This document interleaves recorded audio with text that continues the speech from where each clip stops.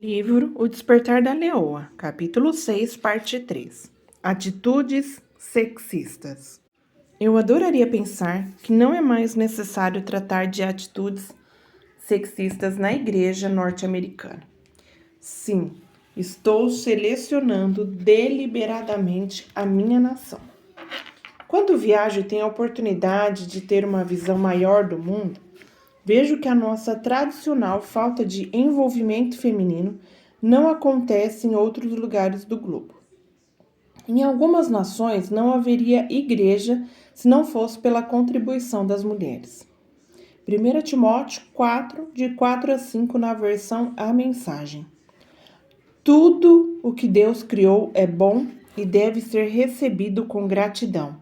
Nada deve ser rejeitado ou jogado fora. A palavra de Deus e nossas orações tornam santo tudo o que faz parte da criação. Se todas as coisas que Deus criou são boas e devem ser recebidas, aceitas e abraçadas com gratidão, quanto mais não deveriam as pessoas ser recebidas desse modo? Homens e mulheres são bons. Se alguma coisa é criada por Deus, então somos encarregados de não desprezá-la ou jogá-la fora.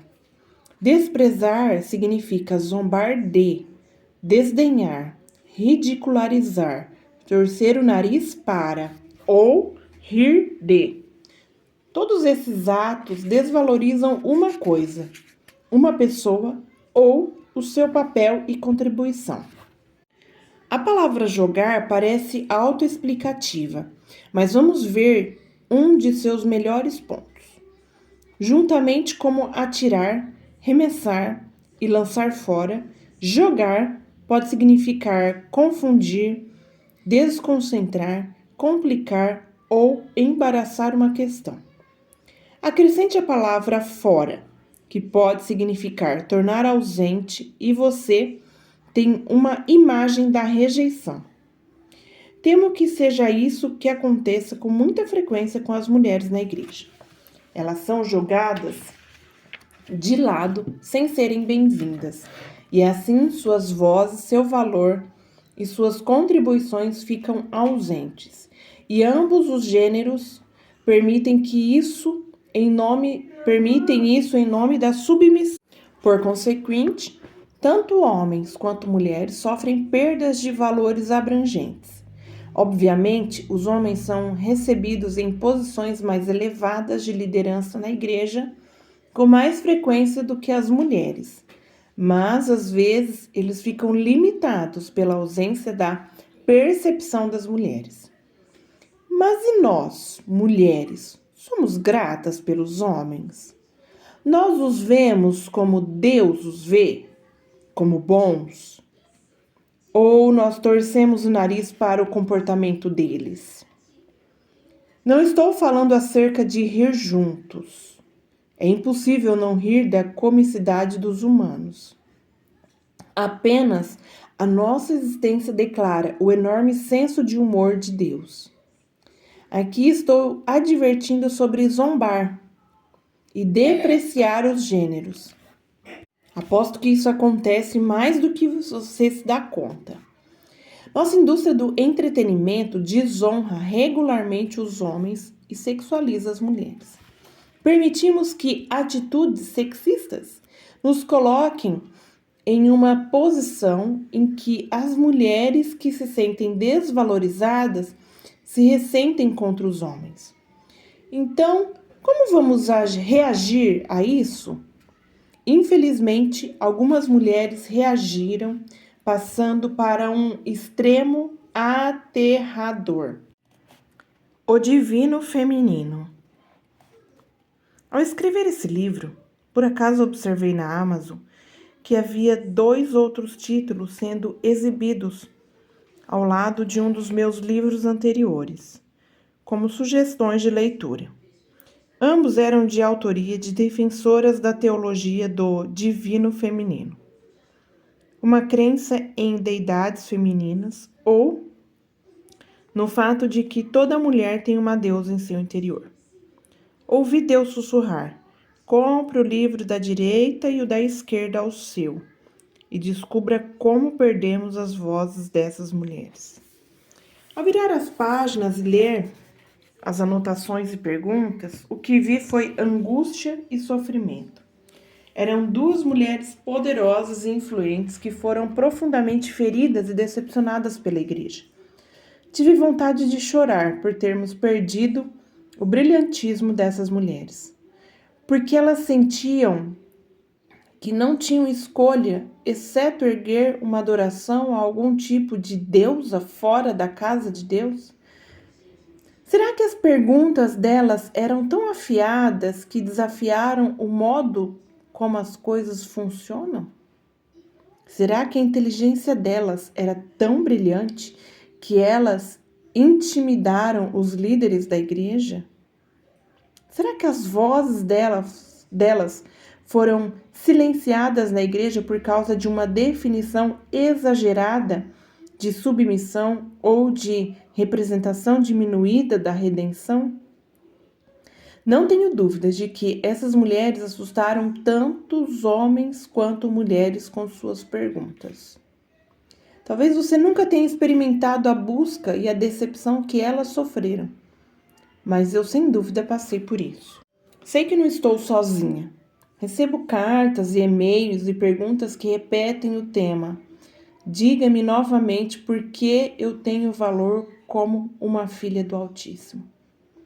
A seguir está um trecho do notável livro do Sue Monk Kidd, The Dance of the Dissident Daughter, A Dança da Filha Dissidente. Com suas próprias palavras, ela abre uma janela pela qual podemos observar uma experiência comum às filhas da igreja evangélica. Abre aspas. A mulher foi a primeira a pecar e a segunda a ser criada. Fecha aspas. Ele disse.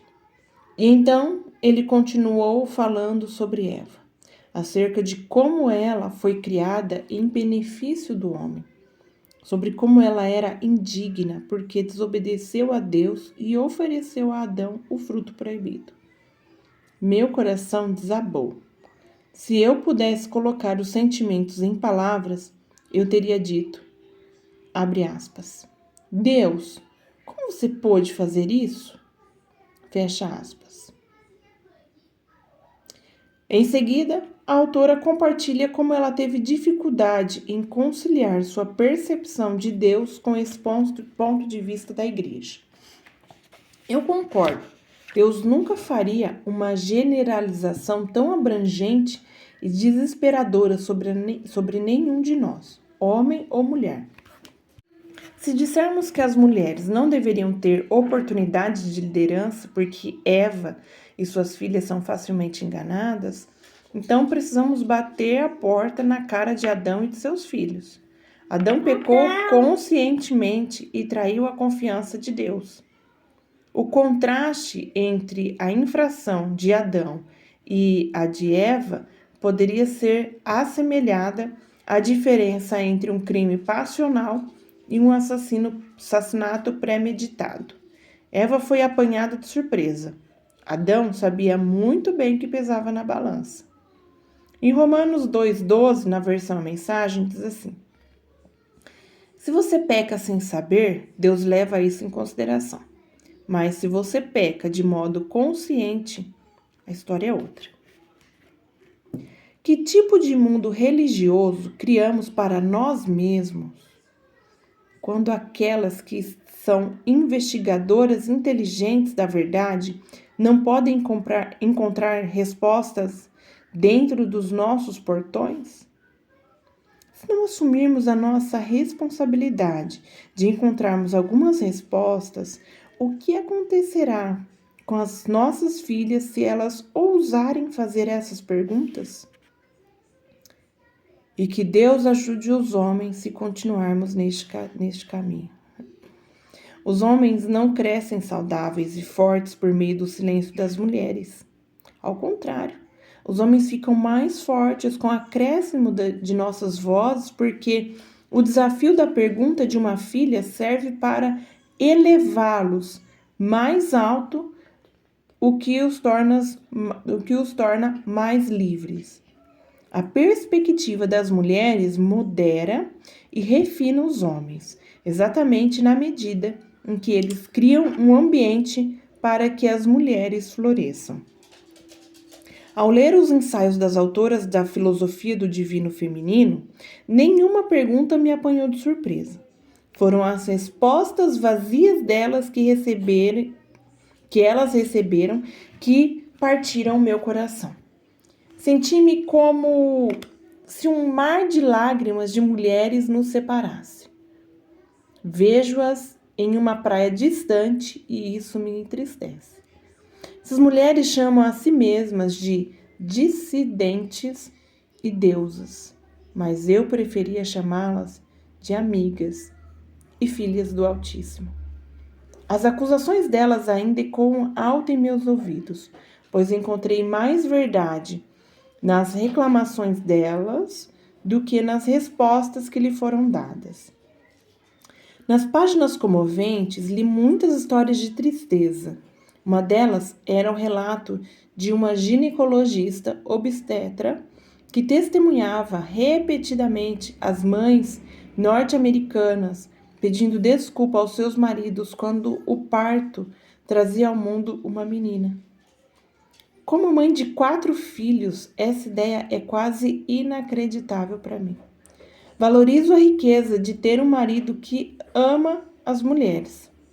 Embora ele tenha celebrado o nascimento de cada um de nossos filhos, ele esperava uma filha. Quando repeti essa história para ele, ele ficou chocado. Se tivéssemos recebido uma filha dentro do nosso mundo, teríamos declarado que ela era amada e desejada. Se encontrar respostas, valor ou espaço para a contribuição dentro dos muros da religião, essas filhas estabeleceram uma esfera de adoração, fora daquilo que consideravam como uma tirania patriarcal. Em florestas e praias, elas avançaram para o que percebiam ser uma esfera mais bondosa e gentil de uma rainha divina. Espere, eu não estou defendendo que sigamos o caminho delas. Não escolho nem a rainha delas, nem o rei irado da religião. Escolho o nosso Criador,